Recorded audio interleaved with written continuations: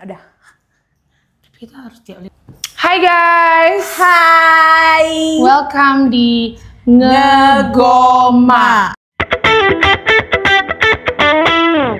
Ngobrol bareng Mama, hari ini aku kedatangan dokter cantik, Dokter Erlika. Kita kenalan sedikit. Halo guys, nama aku Erlika. Lagi ngapain sekarang? Sekarang lagi sibuk kerja sama persiapan sekolah. Alright, kita doain nanti ya. Dan berhubung aku kedatangan tamunya juga dokter, of course, kita bakal ngobrol seputaran dunia dokter dan tentunya wajib kita sesuaikan dengan kehidupan pelayanan dan hubungan kita dengan Tuhan. Gitulah kira-kira ya. Bukan sesuatu yang hipokrit, tapi lebih kayak reality saja. Hipokrit itu apa? Munafik, maksudnya kayak yang gitu. anak Tuhan banget. Tapi lebih kayak realistis hari ini. Mungkin agak lebih gak enak didengar sih, tapi ya mungkin tuh kehidupan nyata ya. Oke, pertama sekali, kenapa sih jadi dokter? Kenapa aku jadi dokter ya? Karena yang pertama aku memang suka belajar biologi dari dulu. Memang sebenarnya kayak dari umur-umur SD, telah kelas 6, ya kelas 6 SD udah mulai ngerti lah kan. Oh, cita-citaku itu aku maunya jadi dokter. Kelas 6 SD ya? Udah. Kelas 6 SD. Nah, Oke. Cita-citanya jadi dokter. Memang ada cita-cita lain sih sebenarnya. Cuman yang paling sering di kepala aku tuh jadi dokter gitu. Sampailah pada SMA, kan udah milih-milih jurusan itu kan Kak. Nah, disitulah ternyata memang juga di nilai raportku itu yang bagus itu dia di biologi sama di kimia. Nah, berarti kan lebih cocoknya memang ke arah jadi dokter. Ya. Cocok lah dia. Ya udah. Tim yang nggak pandai kimia, halo, itu saya. Oke, so mungkin aku lebih kayak pengen nanya ke apa yang happening saat ini di dunia nyata maupun dunia media sosial.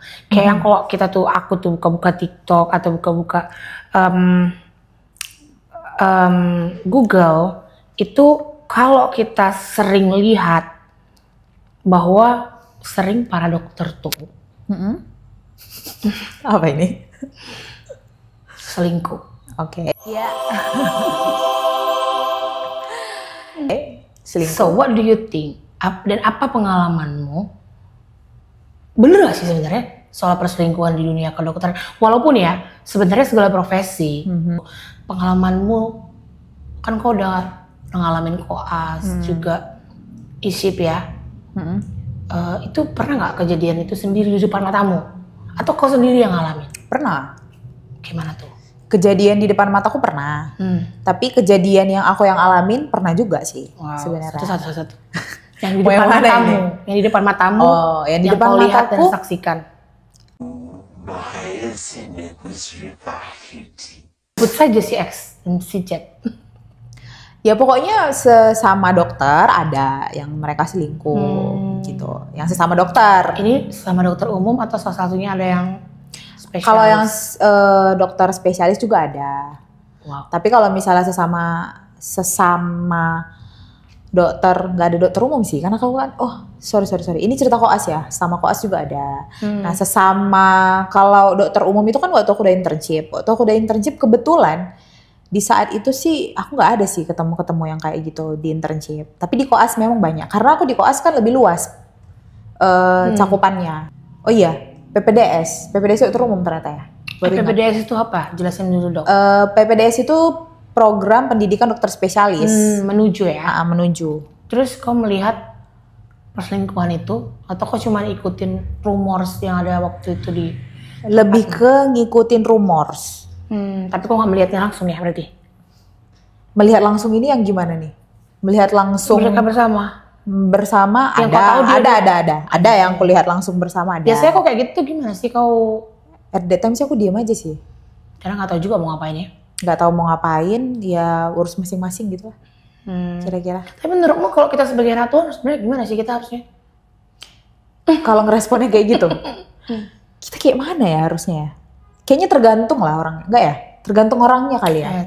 Tapi, maksudnya kalau dia orang terdekat kita ya pasti kita bakal speak up. Tapi kalau dia mungkin terlalu jauh, kita tahu, mungkin kita tahu gitu dia melakukan perselingkuhan ini. Tapi kita sama dia itu nggak bahkan dekat. Ngomong aja nggak pernah gitu kan, nggak mungkin kan kita kasih tahu kalau itu salah gitu. Tapi aku cuma ingat kalau ada ayat, nanti mungkin kalau aku cari aku buat di sini, tapi aku ingat kalau kita tahu salah, kita emang harus kasih tahu. Kita harus menegur mereka dalam kasih juga, tapi artinya nggak ada judgement di situ. Karena kita nggak punya hak juga untuk menghakimi dosa orang kan, itu kan urusan mereka sama Tuhan. Tapi apa yang salah kita harus kasih tahu gitu. Tapi kalau kayak tadi situasinya nggak deket, sulit juga, pasti disuruhnya mancing keributan. Tapi bagaimana dengan pengalamanmu sendiri yang kau alami? Kalau aku sih lebih, kau menggoda atau kau digoda? Oh, puji Tuhannya digoda ya. Jangan sampai menggoda. Bahaya ya. Ada lah yang menggoda pasti. Maksudnya asli terang-terangan. Oh iya, terang-terangan dong. Terang-terangan, karena terang-terangannya itu gimana? Pasti dia by chat. Berarti kan terang-terangan. Dan terang-terangan ngomong mau ya deket sama mau deket. Kadang ngajak makan. Oke. Semua berawal dari makan soalnya. Iya, makan dulu kita. Tuhan Yesus juga makan bersama dulu loh. Jadi hati-hati loh sama yang ngajak makan. Jangan sama suami orang loh. Ya. Terus maksud begini. Itu kau sebagai dokter umum pernah dideketin nggak sama dokter spesialis? Dokter spesialis kayaknya enggak sih. Nggak pernah. Dokter umum juga waktu itu. PPDS. Yang dia menuju sekolah ya dia lagi ngambil spesialis ya. Tapi soalnya nih aku lihat nih ya, tuh ya. Aku lihat satu VT, dia bilang kalau aku dokter umum dan kamu mau selingkuh, pastikan selingkuhanmu dokter spesialis. Kenapa sih emang dokter spesialis tuh kaya raya? Dokter spesialis? Kaya raya, iya sih. Oh gitu. Tapi nggak raya kayaknya. Maksud aku tuh ya mereka sebanding beban kerjanya sama yang didapatkan. Karena infonya untuk jadi spesialis juga butuh biaya pasti. Biaya gede dan usaha juga. Iyalah pasti, belajar. Usaha, waktu, tenaga, semua lah habis pasti untuk kalau mau spesialis. Tapi apakah ini, mumpung kita lagi ada membongkar masalah nepotisme dan lain-lain di Indonesia ini, tapi sebenarnya masuk PPDS spesialis di Indonesia itu masih murni atau jalur ordal juga banyak? Kalau jalur ordal aku kurang ngerti sih yang kayak mana maksud ordalnya ini. Cuman yang lebih sering itu adalah ketika anak darah biru. Kayaknya ini sering sih pasti. Darah biru di darah biru itu maksudnya dia anak dokter spesialis. Oke, baik. Mereka pasti diutamakan. Dan itu sebenarnya adil apa enggak? Pasti enggak. Selama anaknya emang sebenarnya. Kalau menurutku, selama anaknya itu sebenarnya memang bisa, memang oke. Ya, memang mampu, dia punya kemampuan, punya kepintaran, dia bisa mencapai semua kualifikasi, itu menurutku oke, it's fair. Tapi kenyataannya seringnya sebenarnya dia enggak memenuhi standar, tapi karena dia anak dokter spesialis. Ada yang seperti itu, tapi nggak semua memang. Oke. Tapi sebenarnya kalau kau nanti punya bayangan tentang keluarga yang akan kau bangun, bagaimana? Misalnya kau udah tercapai nih, kau dokter spesialis, tapi ternyata anakmu sebenarnya nggak sepertimu. Apakah kau mau jadi tipe orang tua yang bagaimana? Dan maksudnya, pandanganmu nggak mau jadi dokter? Sebenarnya dia nggak, iya betul. IPS banget mungkin. Mungkin karena suamimu IPS, mungkin aku nggak tahu juga. Amin. Kalau aku ya, pandanganku sih jujur aja ya. Jangankan anak aku kurasa. Kayak orang aja sekarang, kalau orang misalnya ada orang tuanya itu pengen anaknya jadi dokter, itu akan kuanti-wanti sih. Better not untuk di Indonesia. Karena sangat sulit. Jadi dokter itu nggak sewah yang dibayangkan masyarakat umum, masyarakat awam biasa. Gitu. Apa itu maksudnya? Yang pertama lebih realistis ngomongnya yang kita bisa paham yang. Kalau misalnya orang kan biasanya menganggap, oh ini dokter, gajinya besar. Pada kenyataannya enggak. Apalagi semenjak di era BPJS ya. Pada kenyataannya enggak. tidak sebesar yang mereka bayangkan gitu, dengan beban kerja yang apalagi dokter umum harus jaga malam. So, kita ngomong BPJS soal ini barusan. Jadi sebenarnya boleh nggak sih? Ya oke, mungkin cara negara memperlakukan para medis memang nggak memenuhi standar seperti yang kita dengar, kalau gajinya bisa dibayar belakangan, telat banget bahkan, atau bahkan ada yang nggak dikeluarkan, atau bahkan yang gimana. Tapi itu membenarkan nggak sih sikap para dokter atau perawat yang jutek banget ke orang-orang, ke pasien? Karena ini pengalaman ya, semua pasti punya pengalaman dijutekin. Apalagi aku sih sebenarnya. Tapi kayak yang aku berusaha menyadari diriku untuk tidak ribut, cause I need you dokter gitu. Maksudnya kayak apapun ceritanya aku membutuhkan dokter. Itu kenapa aku lebih kayak calm down. Tapi kan kenyataannya sekarang banyak mau praktek telat ditangani. Terus lempar sana, lempar sini. Kayak yang tuh nyawa tuh kayak yang pandanganmu sebenarnya? Kalau jutek sebenarnya pasti enggak lah. Itu nggak benar. Harusnya jangan ya. Harusnya jangan. Jangan sampai keprofesian dokter ini dilandasi karena uang sebenarnya. Iya benar. Makanya aku bilang jadi dokter itu nggak gampang. Pinter aja nggak cukup. Kita harus benar-benar punya hati, punya empati, mau mengerti keadaan pasien kita itu sebenarnya gimana gitu. Di tengah-tengah kita juga lagi dalam stresor tinggi gitu. Karena kan ya kalau contoh aku aja sebagai dokter umum di IGD gitu. Mungkin pasien itu cuma mengira oh ini dokternya nanyain aku keluhan, setelah itu kasih obat selesai gitu. Mereka nggak tahu di belakangnya tuh ya kita tetap harus konsultasi sama dokter spesialis. Nah, terus kalau misalnya konsultasi ya kalau menurut dokter spesialisnya mungkin ada yang kurang dari kita ya kita juga pasti dimarahin gitu. Itu kan semua berjalan simultan di dalam 8 jam kerja, di situ periksa pasien, di situ semua yang tekanan yang kita dapat. Belum lagi mungkin sekarang ini di dalam satu shift itu banyak loh pasien, banyak orang sakit sekarang. Betul sih. Sejak COVID kayak sakit tuh kayak banyak aja gitu. Iya, aku aja kalau misalnya satu shift berapa jam aku ya? 8 jam ya. Itu 25 mau pasienku 20. Kau tipe kalau dokter jutek apa enggak sih sebenarnya? Enggak. Kau masih bisa sabar. Kalau aku bilang sebenarnya dokter tuh harus calling juga sebenarnya. Iya sih. Kalau menurutku juga iya sebenarnya. Karena belajar seumur hidup itu nggak mudah. Tapi banyak sekarang belajar dokter karena keren. Aduh, itu nggak tahu lah kita. Apa yang bisa kau bilang sama dokter-dokter seangkatanmu sebenarnya yang sebenarnya nggak calling mereka gitu, tapi kayak yang bapakku punya duit, so why not gitu, atau kayak keren banget jadi anak kedokteran. Apa yang harus gue bilang ya? Padahal ini berurusan dengan nyawa kan sebenarnya, dengan nyawa orang. Kan sometimes kita disenyumin aja sama dokter udah kayak bahagia gitu. Iya. Tapi faktanya di lapangan seperti yang aku pernah bilang, bahkan ada dokter yang sering ku jumpai di fase 1 yang nggak pernah menggunakan stetoskopnya. Wow. Aku tak pernah dipegang pakai stetoskopnya, tapi aku pengguna BPJS loh, seriously. Karena aku rawat jalan kan. Iya, iya. Jadi aku selalu ketemu dan dia nggak pernah stetoskop aku. Waduh. Even aku lagi dan aku lihat pasien demam pun dia nggak menggunakan stetoskopnya. Jangan sih hanya gitu. Perawatnya yang ngambil suhu, perawatnya yang tensiin, tapi dia nggak pernah. Udah berapa lama Pak batuknya? Kan dah perlu didengar. Nafas perlu didengar gak sih? Perlu lah, pasti perlu. Iya kan? Iya. Lagian kan ketika kita misalnya meletakkan stetoskop itu bagian respect kita sama pasien kita kan? Harusnya ya? Iya, harusnya kayak gitu. Jadi menurutku. Kenapa dokter itu nggak mau menggunakan stetoskopnya? Apakah dia takut jijik atau bagaimana? Pastinya karena malas itu sih.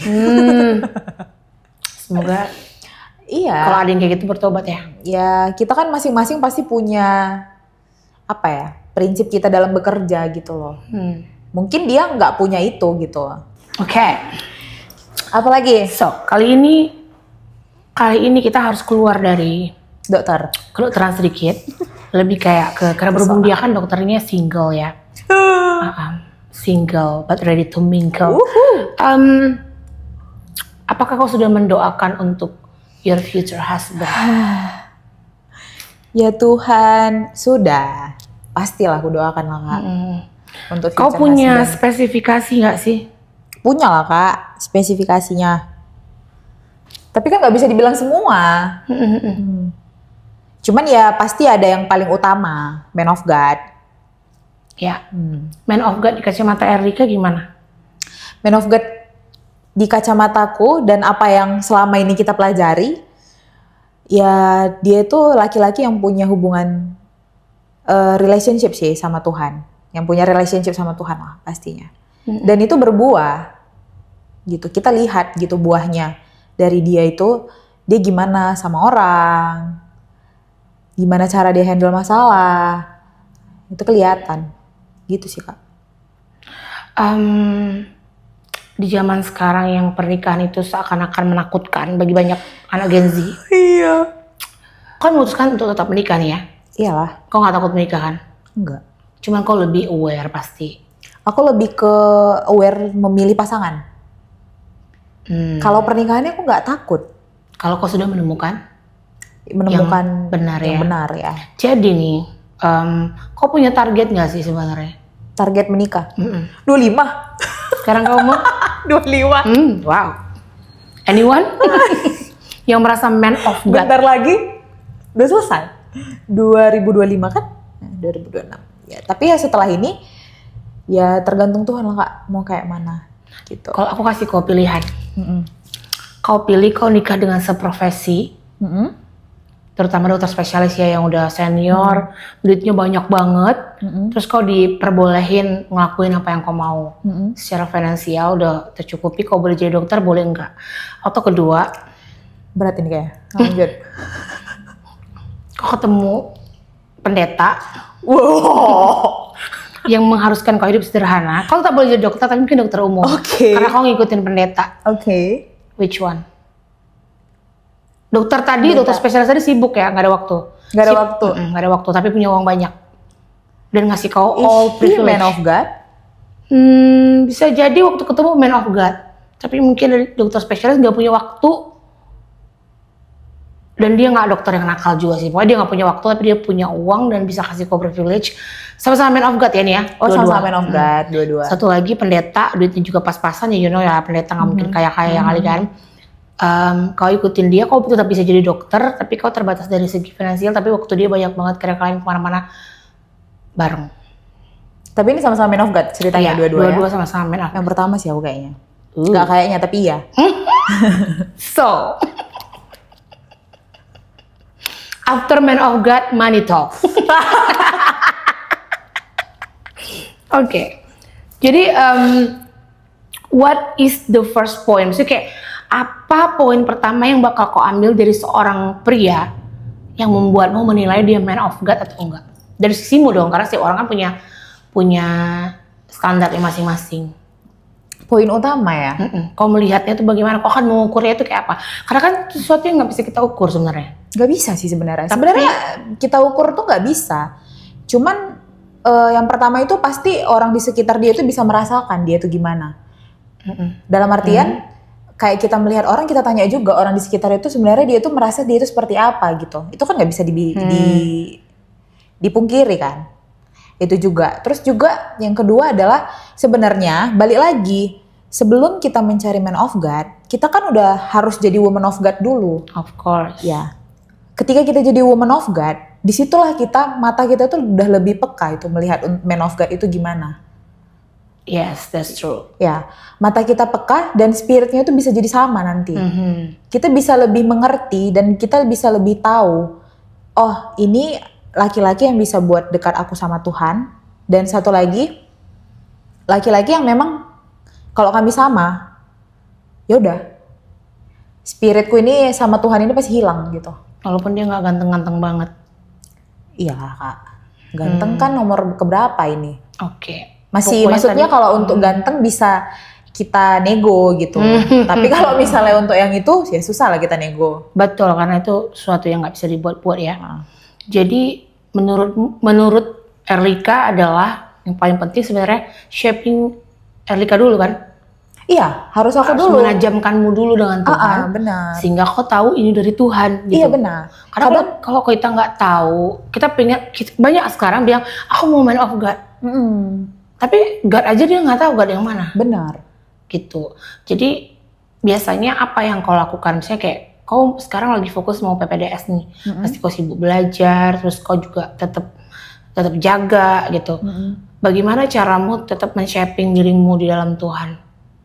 Aktiviti-aktiviti yang kau lakukan, mungkin yang lain bisa nanti jadi salah satu inspirasi gitu. Misalnya di tengah kesibukan, tapi kau tetap punya, kau apakah tipe kau yang pagi pasti bareng Tuhan, atau malam, atau kau anytime?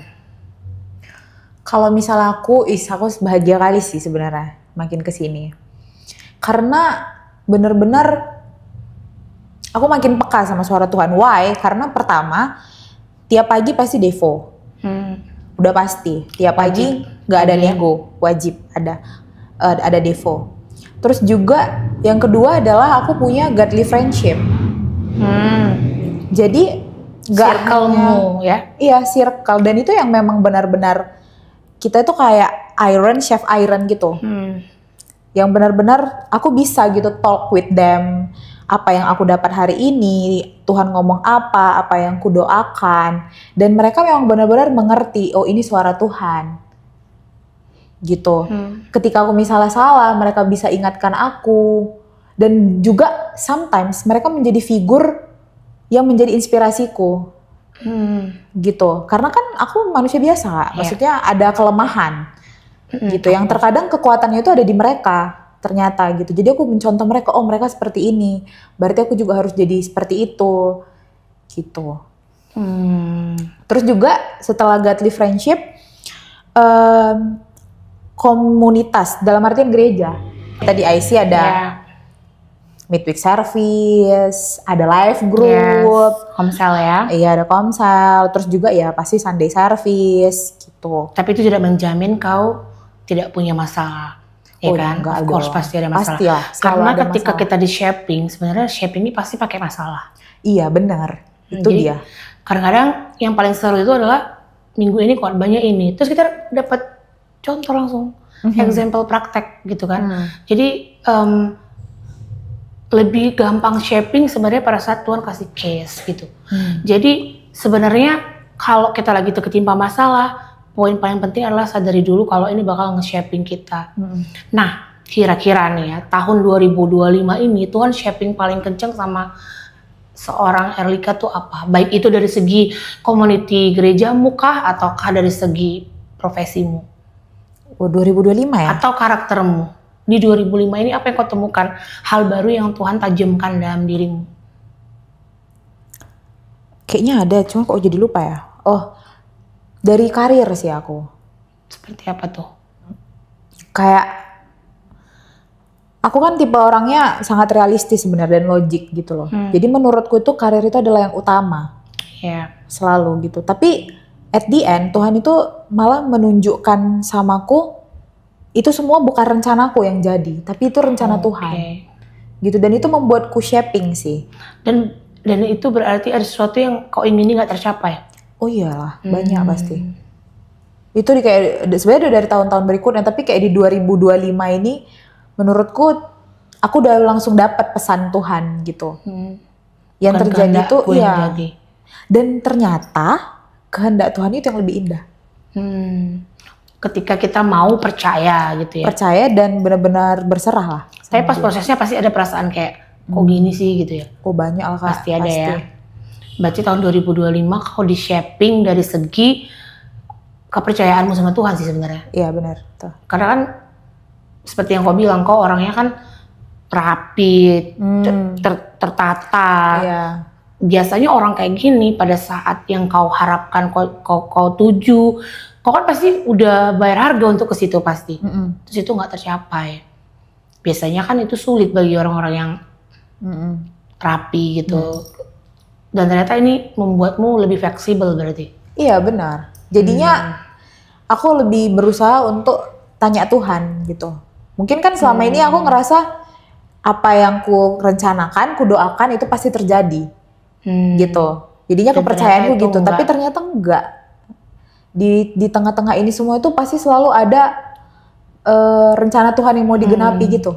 Rasaku gitu sih. Ayat apa ini yang kau paling hafal di 2025? Maksudnya yang sering kau deklarasikan. Kita kan punya sesuatu nih pas kita lagi di shaping, pas kita lagi di tajemin Tuhan dengan masalah, terus ayat yang selalu kau kasih tahu ke dirimu sendiri?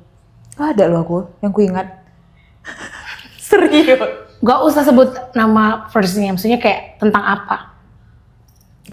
Mungkin karena aku terlalu sering membaca, jadi aku nggak ada menghafal satu ayat gitu. Kalau yang tadi itu ada ayatnya soalnya. Yang mana tuh? Jalanku bukan jalanmu. Kan gitu. Jadi kayak yang apa yang terbaik menurut kita belum tentu terbaik buat Tuhan, tapi rancangan Tuhan pasti rancangan yang terbaik. Oh ya. Ya, berarti kau tipikalnya kau baca gitu ya? Iya, aku baca. Dia nguatin kau hari itu, lalu kau baca lagi, nguatin kau hari itu. So, karena kan baca tiap hari kan, gitu. Tapi it's okay guys, yang penting firman itu kita makan tiap hari. Karena jangan sampai kita cuma makan nasi, tapi roh kita, apalagi seorang dokter gitu, yang butuh kekuatan supranatural kan. Tapi by the way, tadi pagi aku tuh baru menyadari itu. Apa tuh? Aku tuh nggak pernah hafal ayat. Jadi itu yang aku ngerasa kayaknya aku perlu melakukan ini gitu.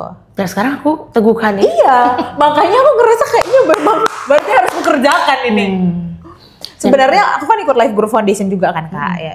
Dan Pastor Tim juga bilang gitu, kita perlu memang untuk hafal ayat. Salah satunya sebagai kekuatan kita kan. Ya. Gitu, dan bisa juga one day kita share ke orang. Cuman aku memang nggak pernah menghafal. Berarti diteguhkan ini harus. Iya benar. Jangan menghafal obat aja. Harus hafal ayat. Karena emang seperti itu, misalnya kayak kalau lagi ragu atau goyang, ayat yang selalu aku ingat itu kan Roma 8 ayat 28. Karena Allah turut bekerja dalam segala sesuatu itu datang kebaikan bagiku. Tipe aku, misalnya lagi ragu, aku langsung buka Alkitab. Jadi aku lagi jalan, lagi nyetir, aku jemput. Oh gitu salah satu caranya. Kalau lagi kayak berat banget di beban. Aku ingat Yakobus 1 ayat 2, anggaplah sebagai sebuah sukacita kalau kau dihadapi oleh berbagai cobaan. Jadi kayak yang itu kayak skincare buat diri kita kalau kita ngafal, menurutku. Oke. Jadi kayak yang kan kita ngasih moisturizing ke tubuh, ngasih ini ke kulit, ke spirit juga. Terus kita bisa ngomong, kita deklarasi, karena itu punya power. Oke.